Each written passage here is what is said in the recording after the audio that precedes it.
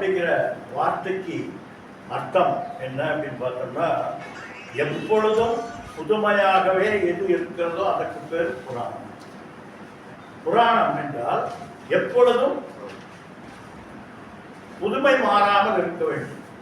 எப்படி பிரணவம் என்பது பிரகர்ஷேன நவக இது பிரணவம். பிரணவ மந்திரம் என்பதற்கு அர்த்தம் என்ன என்றால் எப்பொழுதும் பழமை அடையாது, எப்பொழுதும் அதுவாகவே இருக்கக்கூடியது. அதனால் அதற்கு பிரணவம் என்று சொன்னார். அதுபோல புராணம் என்றால் எப்பொழுதும் மாறாத தன்மை உடையது, எப்பொழுதும் புதிதாக இருக்கக்கூடியது. அதான் புரா ஏவ நவக இது புராணம். இப்போ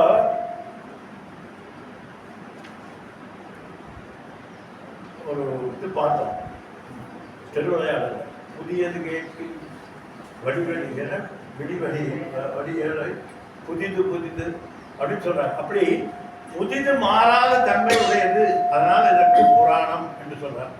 அப்போ எது புராணம்? சிவம் புராணம். சிவன் எப்பொழுதும் மாறாத பேரின்பத்தை தரக்கூடிய அந்த சிவனை பற்றிய விளக்கங்களை, சிவனது தத்துவத்தை எடுத்து கூறுவது இந்த சிவபுராணம், சிவபுராணம். இந்த சிவம்னா என்னன்னா, முதல்ல சிவம்னா என்னன்னு தெரிஞ்சா அதுக்கு பிறகு புராணமா இல்லை என்னன்னு தெரியும். சிவம் என்றால்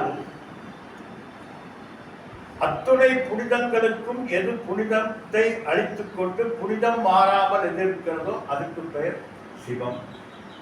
எல்லா புனிதங்களுக்கும் ஆதாரமாக அத்துணை புனிதங்களிலும் வியாபித்து, சரி வியாபித்ததுனால தான் மாறிடுமா அப்படின்னா இல்லை, அதுவும் மாறாமல் அனைத்தையும் புனிதமாக எது மங்களமாக எது வைத்துக் கொண்டிருக்கிறதோ அதற்கு பெயர் சிவம் அப்படின்னு சொல்றோம். அப்படிப்பட்ட இந்த சிவனை நாம் வணங்குகிறோம்.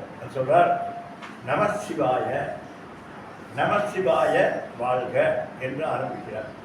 இப்போ வாழ்க அப்படின்னா என்ன அர்த்தம்?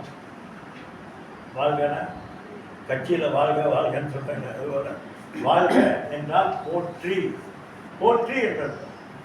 இப்போ ஒரு சந்தேகம், எதுக்கு ஒருத்தர் போற்றுறோம்?